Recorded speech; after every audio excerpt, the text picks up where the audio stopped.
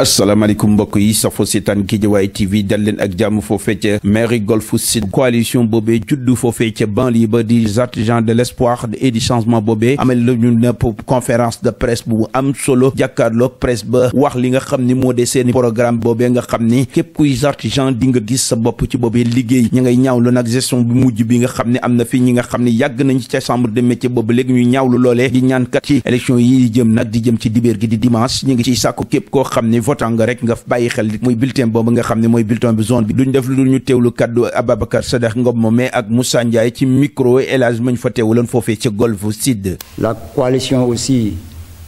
des artisans au changement, la coalition du réseau des artisans de Rufisque et aussi le mouvement de l'espoir de Pikine.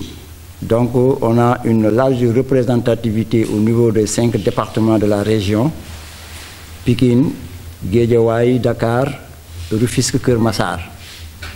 Cela dit, nous allons devoir présenter le programme décliné dans le cadre des élections des élus de la Chambre des métiers de Dakar. Nous allons devoir aussi aborder d'abord notre stratégie intitulée Programme spécial de l'artisanat 4.4.2 4F formation, formalisation, fonds foncier. Les 4V, la valorisation de la Chambre des métiers, la visibilité des chambres, des antennes et des villages artisanaux et la vente de l'artisanat sénégalais au niveau international. Intégrant 2G, la gestion inclusive et la gestion sobre et vertueuse. Cette stratégie est ainsi développée à travers le programme pour le changement de l'artisanat et des conditions de vie des artisans, ayant comme point focal de ce programme l'instauration d'une culture participative des entreprises artisanales dans le processus de développement et la lutte contre l'émigration clandestine, la pauvreté et le chômage. Notre mission, avec l'arrivée d'une nouvelle génération d'artisans conscients des enjeux mondiaux, nous sommes venus apporter notre pierre à l'édifice pour participer à l'économie nationale. Valoriser le secteur artisanal et apporter une contribution sur les nouvelles politiques de la nation, sur les problématiques de l'emploi des jeunes. La place que doit occuper le secteur artisanal et les défis de l'emploi dans les 10 prochaines années devra être définie par la politique instaurée dans les chambres de métiers. Nous avons mis en place notre projet qui est de faire de l'artisanat le premier partenaire de l'État, non pas un slogan, mais une réalité. Avec plus de 121 corps de métiers composés de petites et moyennes entreprises, nous comptons les répertorier afin de définir leur place exacte dans l'économie sénégalaise. Et pour cela, nous allons passer par instaurer une culture participative des entreprises artisanales dans le processus de développement de la recette du budget national. La modernisation des métiers de l'artisanat. Le financement des entreprises tant attendues par les artisans à travers les coopérations. La formalisation des entreprises artisanales avec une exigence sur les qualifications professionnelles, avec la création d'une maison modèle qui réunira tous les corps de métiers artisanaux. L'instauration d'un grand prix du chef de l'État, prix national de l'artisanat dans les domaines de l'innovation technique et managériale. Une chambre de conseil, d'orientation et de suivi des artisans et compagnons avec l'aide des artisans modèles. Tenir un magazine économique et un site internet pour faire bénéficier aux artisans des nouvelles technologies de communication digitale. Accompagner les collectivités locales afin de fournir des données fiables sur la présence des entreprises artisanales, sa contribution dans l'économie et son évolution. La promotion de l'artisanat qui sera axée sur les produits locaux et la labellisation avec un organe de protection de données, avec l'organisation des foires nationales et une participation à celles internationales. La réussite au Sénégal, c'est bien possible. Cela ne doit pas juste être des slogans, mais des actions qu'il faut poser avec rigueur, courage, détermination et constance. Notre appel sera donc la priorité à l'artisanat et les organisations professionnelles artisanales d'abord, ou bien le reformuler en disant les organisations professionnelles artisanales d'abord, les OPA, l'artisanat, notre priorité. Telle est de manière très succincte ce que j'ai voulu présenter au nom de la coalition des artisans de l'espoir et du changement, ce qu'on voudrait présenter à l'ensemble des acteurs, faire appel aux artisans qui doivent aujourd'hui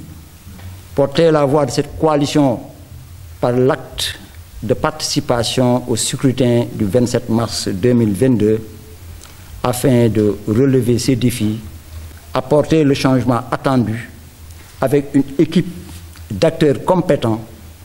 engagés et ayant l'ambition de hisser ce sous-secteur, levier de l'économie nationale, dans les sphères aujourd'hui des attentes, aussi bien avec les partenaires au développement, les ambitions portées par l'autorité, à savoir en premier le chef de l'État, qui ne ménage aucun effort pour donner à l'artisanat sénégalais la place qui lui revient dans la dynamique de développement économique, social et national. Je vous remercie de votre aimable attention. Salaamaaleykum maa ngi leen di nuyu yéen waa Sénégal maa ngi nuyu région de Dakar rawatina waa Golf Sud di ñëw rek di leen présenter programme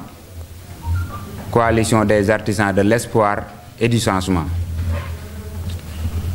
Ababacar Sadekh Ngom laa tudd nekk tête de liste coalition des artisans de l'espoir et du changement nekk candidat à la chambre de métier de Dakar. Comme ni leen ko suñu chargé de communication waxee léegi ci kàllaama Molière ma ñëw rek pour faram-fàcce ko ci kàllaama Kocc. Ginnaaw nag bu ñu dalalee suñu kilifa bi dugg léegi muy madame le maire Khadija Mayekor Diouf di ko sant di ko yóbbante aussi cantu ngërëm bi cantu artisan yépp ak ngërëmal artisan yépp moo ñu jagleel salle bi pour que ñu mën cee def suñuy activité parce que xam ngeen ne élection yi dimanche la te diggante dimanche ak léegi gàtt na gàtt goo xam ne yu bare xaju fi donc kon ñoo ngi lay gërëm bu baax ci jàppandal bi di la wax ne artisan yépp bég nañ ci taxawaay bi di la dalal bu baax aussi ci teew gi nga teew fii pour soutenir sa ay artisans wu commune ak sa artisan wu département donc madame le maire jërëjëf. Donc ma ñëw directement rek ci programme bi comme ni ma leen ko waxee woon dañoo am benn programme boo xam dañ ko tënk jagleel ko artisan wu Sénégal yi ndax boo xoolee chambre de métier démembrement l'État la ñu décrété ko 1977 voté ci benn loi 92 mu nekk loo xam ne bu fekkente ne promouvoir liggéeykat yi la rek ñun am nañ loo xam ne wax dëgg yàlla bu fekkente ne caaxaan jeex na rek mën nañ fa jaar pour suqali secteur l'artisanat te ku xam économie xam ne l'artisanat pionnier la ci secteur ci économie réew mi ñu gis ne dañu laisser secteur bi en rade ñu gis fa ku ñuy wax Maguette Mbow nekk ci chambre bi depuis la date de création def na fa fanweeri at ak juróom te ñu jàpp ne nag comme foofu du ndonay kenn du moomeelu kenn ñun artisans yi ñoo ko bokk jot na ñun ndaw ñi ñu taxaw changer li nga xam ne moom moo fi nekk loolu moo tax ñu taxawal suñu coalition ànd ci ak ay mag ñu xam secteur bi boo leen xoolee table bi yéen a ngi fi gis ay mag ànd ci aussi ak ay jigéen ay transformatrices ay couturières ay liggéeykat ànd ci ak ay ndaw ñoo xam ne dañoo yor seen métier nekk seeni atelier di daan seen doole coalition boobu nag di coalition des artisans de l'espoir et du changement moo jóg ren ngir jàmmaarloo ki nga xam ne moo fa nekk depuis fanweeri at ak juróom ne du fa jóge ñu jàpp ne nag comme ay élection la te élection moom dafa am nu muy tëddee li ñu war a def nañ ko sensibiliser nañ artisans yi conscientiser nañ leen wax nañ leen ñu dem bindu ji def nañ li ñu war a def yépp defar nañ suñu liste yàlla def liste bi yàlla def na ci jàmm ñun rek ñoo am liste ci opposition bi ndax dañ ne woon dañuy dajale suñu doole def benn liste unique jiital ma ci nag may doomu Géejawaay rawatina di doomu Golf Sud di gërëm ñi artisans yi nga xam ne ñoo nekk ci département bi ak commune bi ak ci région Dakar yépp te di ma jàppale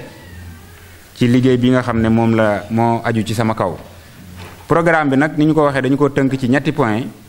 muy fexe ba yeesal doxalinu chambre de métier yeesal bu ñu ko waxee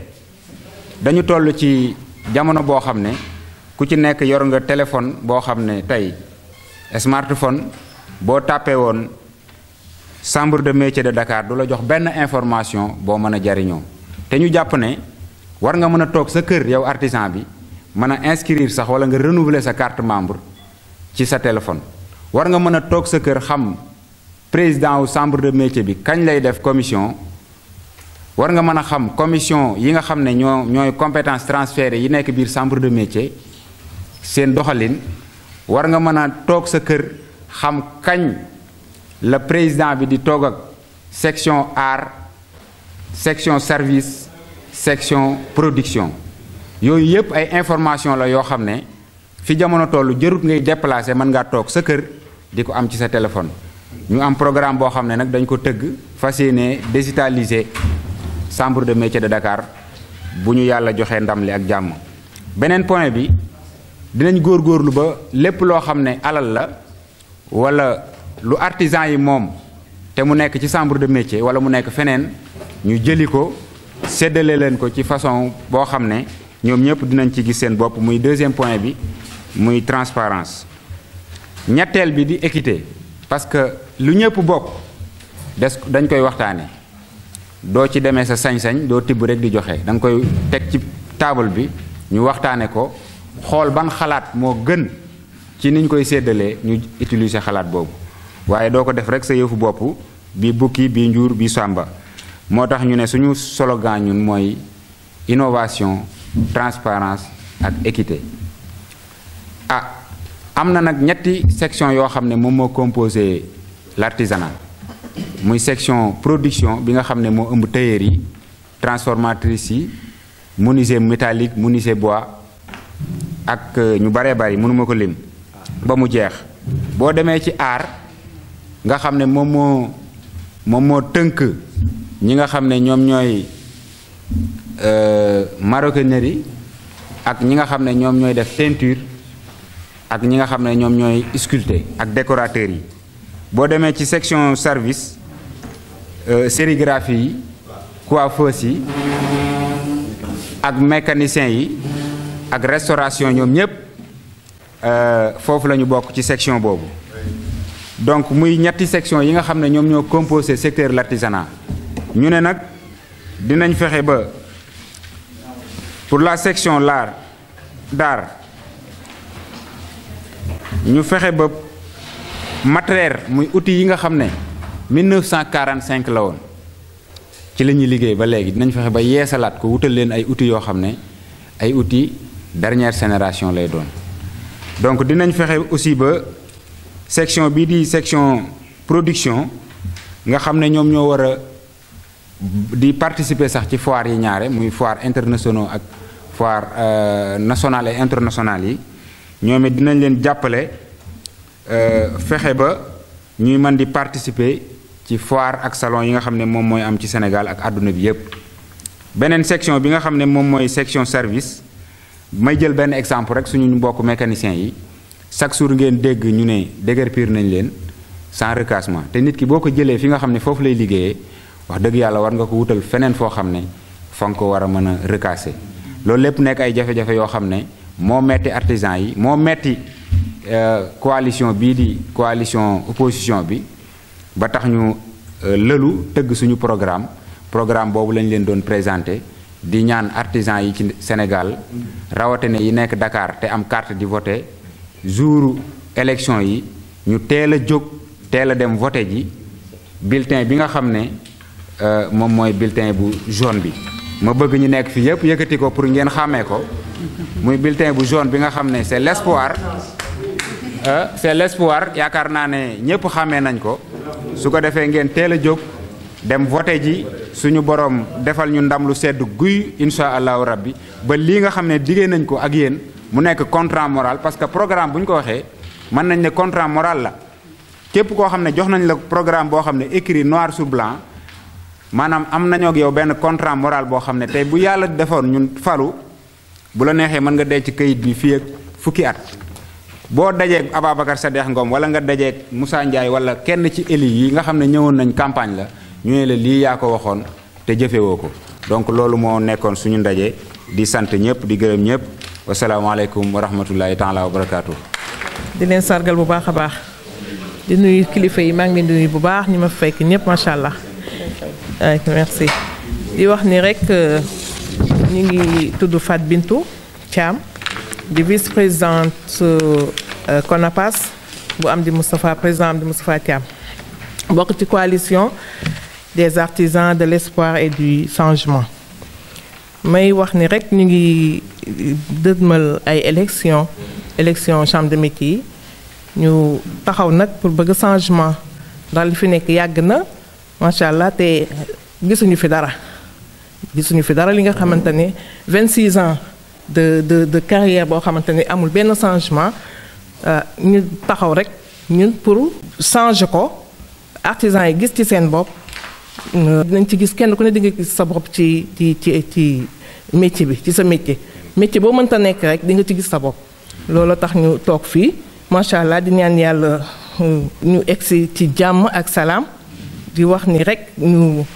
farlu di may woo sama mbokk jigéen ñi aussi ñu gën a farlu parce que parité bi dafa war a yokk dafa war a am benn góor benn jigéen wala ñaari góor ñaari jigéen n'est-ce pas voilà di leen ñaax rek ni bulletin bu jaune bi daal mooy suñu bulletin te moo wóor moom la ñu bëgg le 27 incha allah mars kenn ku ne na nga pare sa carte professionnelle ak sa carte d'identité yóbbaale ko le jour du 27 mars voté teel a voté gi nag balaa ñuy jaxase carte gi ndax ñu gagné incha allah. Merci beaucoup. Voilà, merci. Changement. Et on va gagner, hein? Changement. On va gagner. Changement. On va gagner.